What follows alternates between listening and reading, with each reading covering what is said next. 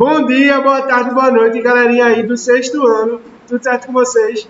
Tanto que estão de forma remota, como os que estão de forma presencial. Meu nome é Celso Lucas e eu sou professor de vocês de ciências, certo? Na aula de hoje, nós vamos começar a estudar sobre célula, certo?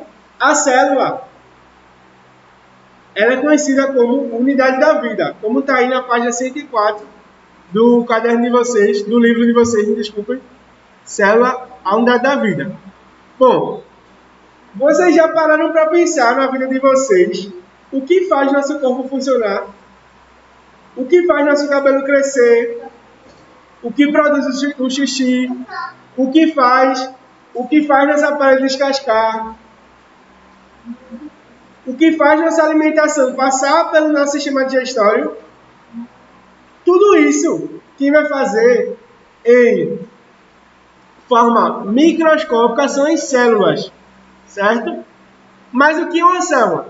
Bom, uma célula vai ser definida como uma unidade morfofuncional.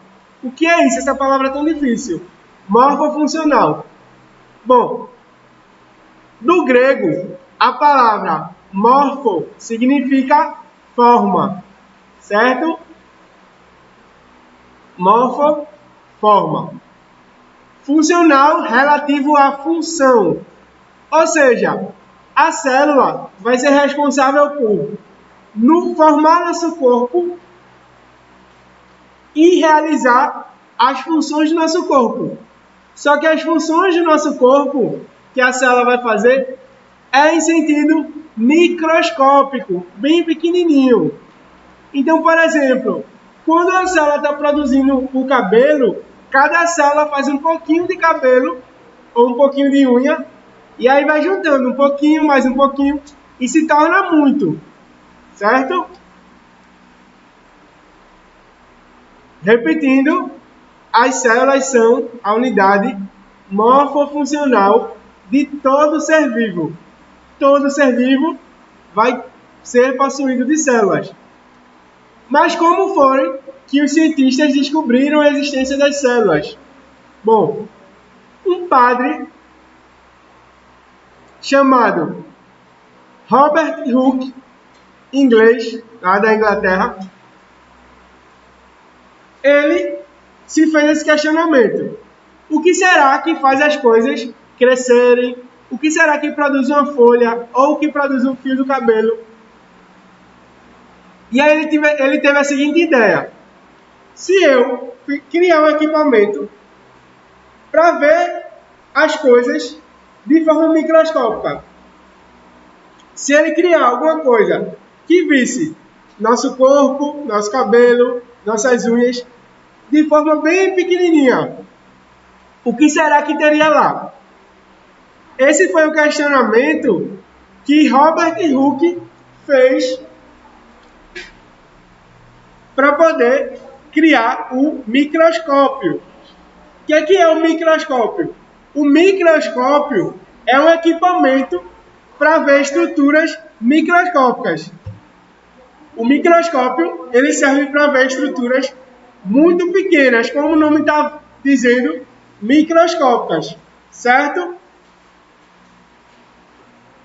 Só que hoje nós temos vários microscópios bem complexos que veem estruturas muito pequenas. Mas naquela época não existia essa tecnologia. Então, era necessário uma tecnologia bem rústica, bem primitiva. E Robert Hooke pensou o seguinte: eu posso usar várias coisas para aproximar a lente, para ver mais de perto. Naquela época, já se sabia da utilização das lentes, do vidro, certo? E que uma lente serve para aproximar, para ver melhores objetos. Assim como uma lupa. Os cientistas da época de Robert Hooke, já utilizavam lupa. Aí ele pensou, e se eu juntar várias lupas e um pouco de água? Porque não sei se vocês já repararam, mas a água, ela serve para aproximar objetos. Por exemplo, se você botar uma gota de água e dentro dela um grão de areia, você vai ver um grão de areia bem grande nessa gota de água. A imagem dele vai se formar bem grande. Porque a água ela tem essa capacidade, esse fenômeno, chamado de fenômeno óptico, de aumentar os objetos. Então, Robert Hooke pegou várias lentes mais a água para aproximar a visão dele de um objeto. Qual era esse objeto?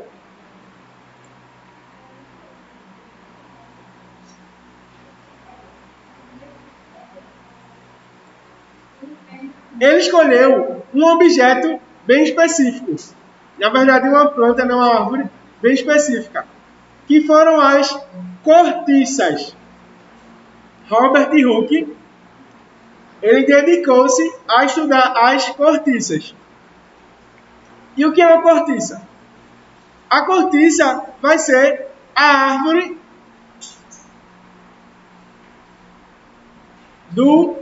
da azeitona. Certo? Não tem azeitona verde e roxa. A árvore que vai dar azeitona é chamada de cortiça. Só que a cortiça, ela tem esse nome da árvore, mas também é a tampa do vinho. Certo? Não tem, acho que vocês já viram em televisão, em casamento, etc. Ano novo, que as pessoas tiram as cortiças e fazem aquele barulho. E o vinho sai. Vinho, champanhe, etc.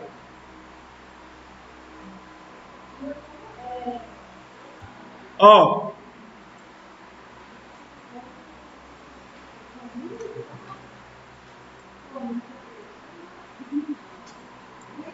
E quando ele pegou um pedaço da cortiça e botou nesse microscópio caseiro, ele viu as chamadas celas, certo? Ele visualizou vários quadradinhos. Quando ele pegou a cortiça e botou no seu microscópio caseiro, ele viu várias celas, que ele na época chamou de celas, certo? Celas no sentido de celas, por exemplo, de cavalo. O cavalo tem uma cela que é quadrada. E com o passar do tempo, celas viraram células, certo? Por quê? Celas vem do latim espaço vazio. Por quê? Quando ele pegou um pedaço da cortiça e botou lá no microscópio primitivo, caseiro dele, ele viu vários quadrados vazios, certo? Só que na época ele não entendeu muito bem. Então ele disse que esses quadrados vazios iam segurar estruturas vivas dentro delas. Assim como uma cela de cavalo segura um cavalo vivo dentro dela. Certo? E aí começou-se a conceituar o que seria uma célula.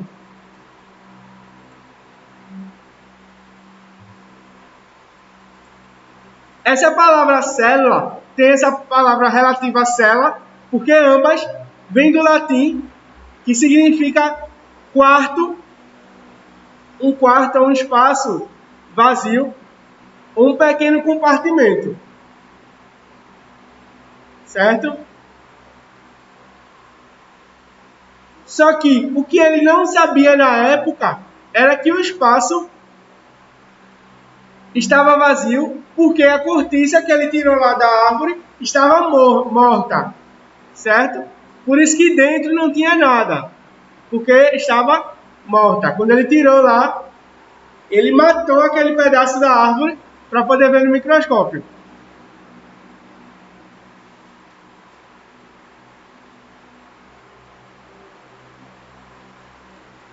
Outra pessoa, em 1838, chamado Matthias Sheldon, ele falou que todos os vegetais são formados por células, certo? E outro zoólogo, botânicos são pessoas que estudam as plantas, certo? A área das ciências que estuda as plantas, árvores, é chamada de botânica. E zoologia é a área das ciências que estuda os animais. Só vocês lembrarem, zoológico Zoologia. Zoo, zoom, isso significa animais, certo? Do latim também.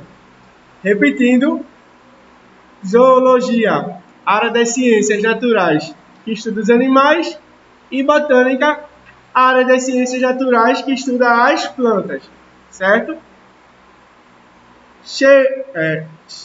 Schleden foi a pessoa responsável por dizer que todas as plantas eram compostas por célula, e Schwann foi o pesquisador, o zoólogo responsável por dizer que todos os animais eram feitos a partir de células, certo?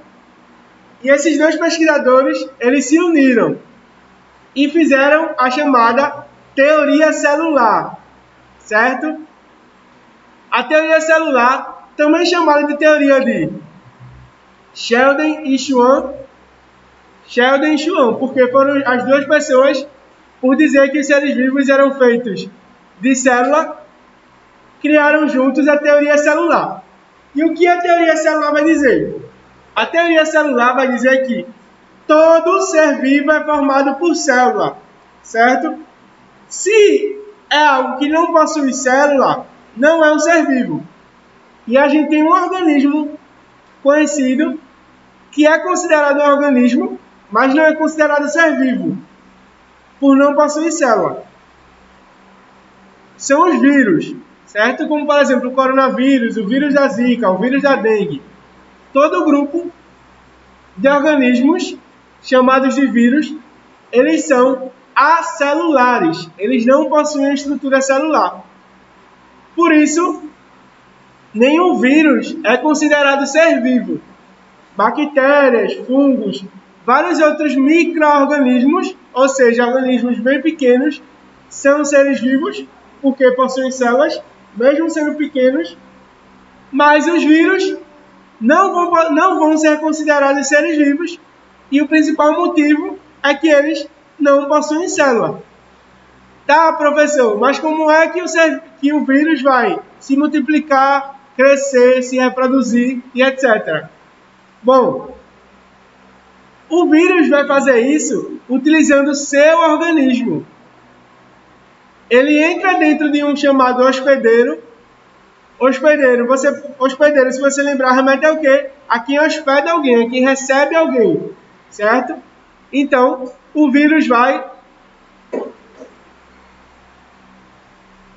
entrar dentro de algum organismo vivo, esse sim, considerado ser vivo, vai pegar a célula desse organismo e vai utilizar a célula do organismo para poder se reproduzir, crescer e se alimentar. O vírus usa de outro ser vivo para poder conseguir fazer as características básicas de um ser vivo, que é, todo ser vivo nasce, se reproduz, cresce e morre, certo? Vocês aprenderam isso lá no 4º ou 5º ano. Vocês não aprenderam isso?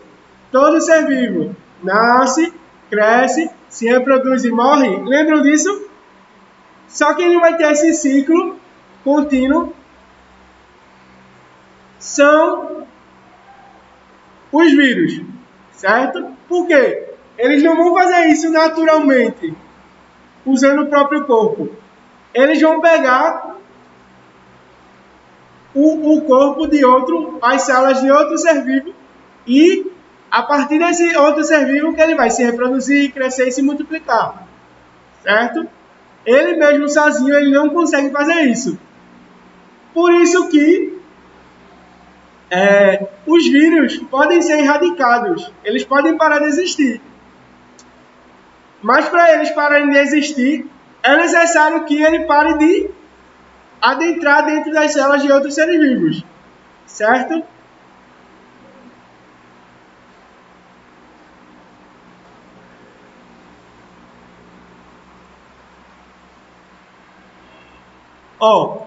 Outro cientista, Rudolf Virchow, ele declarou que as células só poderiam se originar de outras células pré-existentes, esclarecendo os questionamentos sobre a origem celular.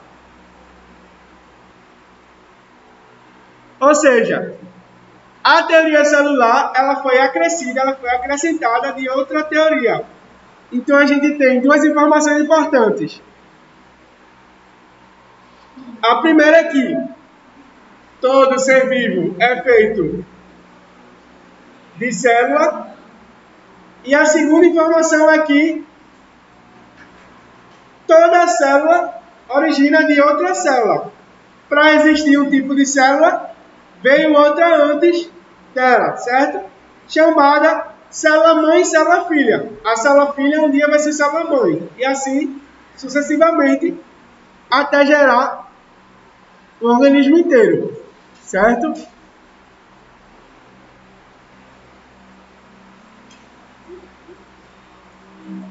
Ó, outra coisa muito importante. Vocês sabiam que todos nós seres humanos, um dia já fomos uma única célula? Nós, seres humanos, um dia já fomos uma única célula. Essa célula, chamada de célula primordial, tem o nome científico de zigoto. Z-I-G-O-T-O. Zigoto. E o zigoto vai ser a primeira célula que vai fazer com que nós existimos, certo? Como assim? Uma única célula vai poder se multiplicar de forma desordenada no início, aí depois ela se organiza para poder gerar um ser vivo inteiro, certo? Na matemática, vocês aprendem que uma divisão, por exemplo, 10 dividido por 2 vai dar 5. Ou seja, 5 vai ser menor do que 10. Na matemática, divisão diminui o valor, certo? Vou repetir. Na matemática, a divisão diminui o valor. Só que em ciências, preste atenção nisso, em ciências, principalmente aqui nessa área celular, divisão aumenta o valor. Uma divisão, quando o organismo se divide, ele não diminui o seu número, ele só aumenta. Por quê? Se eu tenho um organismo e ele se divide, eu vou ter dois organismos. Se esses dois organismos se dividem, eu vou ter 4 organismos. Certo? Vou repetir aqui, caso não tenha ficado claro para alguém. Na matemática, divisão diminui o valor. Só que em ciências, as células, quando elas se dividem, elas aumentam o seu número e não diminuem. Certo?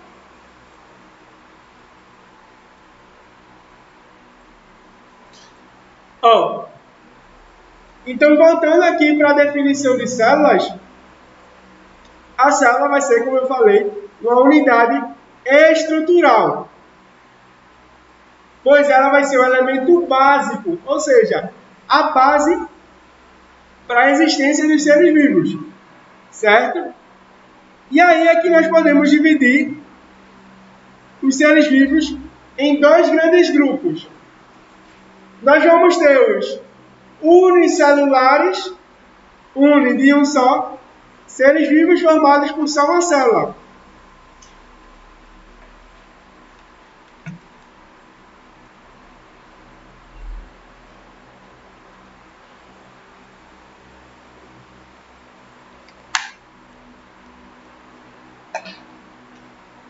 E vamos ter os pluricelulares.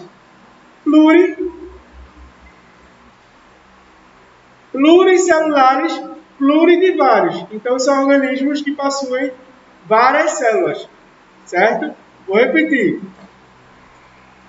Unicelulares e pluricelulares. Unicelular só possui uma célula. Quem são organismos unicelulares? As bactérias, certo? E os pluricelulares? As plantas são pluricelulares, os animais são pluricelulares. Todos os seres vivos que a gente vê são pluricelulares. Meu cachorro, por exemplo, pluricelular, certo? Bom, Mas também é importante vocês saberem e se lembrarem lá do 4º ao 5º ano que a professora ensinou para vocês que existem 5 grandes reinos de seres vivos. Quem lembra disso? A existência dos 5 grandes reinos. Bom, os 5 grandes reinos de seres vivos são os seguintes: reino das bactérias, reino dos fungos, reino das algas, reino das plantas e reino dos animais. São chamados 5 grandes reinos de seres vivos, certo? E dentro desses 5 reinos, nós temos 3 grupos unicelulares e 2 totalmente pluricelulares. Ó, do reino das bactérias, todas as bactérias são unicelulares. Já no reino dos fungos, alguns fungos podem ser unicelular e outros fungos podem ser pluricelular, certo? Quando falamos no terceiro reino, que é o reino dos protozoários, quem são os protozoários? Quando vocês vão, por exemplo, na praia, e aí vocês falam, esse sargaço aqui, o sargaço, que vocês chamam de sargaço, é um tipo de alga, faz parte do grupo das algas. E as algas fazem parte do grupo dos protozoários. Protozoários são formados por animais chamados de protistas, que são animais microscópicos, e formados por algas, que são essas algas que vocês conhecem, aí chamam de sargaço na praia, certo? Essas algas podem ser unicelulares, só possuem uma célula, e aí você não vê a alga, ou essas algas podem ser pluricelulares, que são aquelas que vocês veem na praia. Mas, professor, por que as pessoas chamam de sargaço? Dentro das algas, a partir de hoje, vocês quando forem à praia, não chamem mais aqueles seres vivos de sargaço. Chamem de algas, certo? Mãe, pai, isso aqui é uma alga. Não, é um sargaço. Por quê? Esse termo sargaço, ele é muito específico de uma família de algas. Porque as algas são divididas de acordo com a cor. Então a gente tem algas verdes, algas cinzas, certo? E algas vermelhas. Dentro das algas cinzas, nós vamos ter uma família de algas que o nome vai ser Sargassum, certo? Sargassum.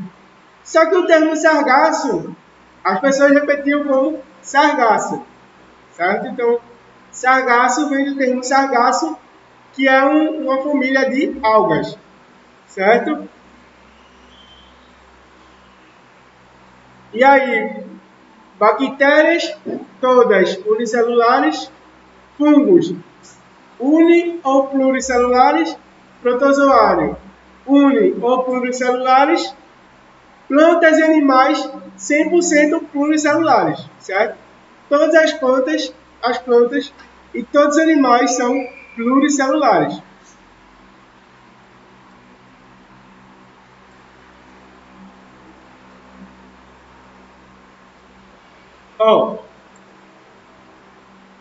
As células, elas vão possuir estruturas pertencentes a elas.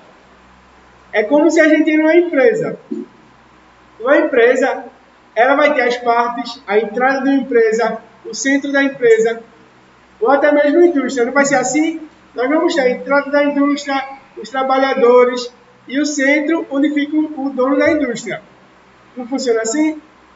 A célula vai ser do mesmo jeito, só que ela vai ter 3 partes gerais, certo? Quais são essas partes? A entrada da célula, onde as substâncias entram, é chamada de membrana plasmática, certo? A gente vai estudar cada uma dessas partes bem detalhadamente. A parte de dentro da célula é chamada de citoplasma, certo? E o meio da célula é chamada de núcleo. Ou seja, as células são compostas por 3 partes: membrana, citoplasma e núcleo, certo? Lembrando que a gente vai estudar cada uma dessas partes bem detalhadamente. Então, gente que está aqui de forma remota, obrigado e até a próxima.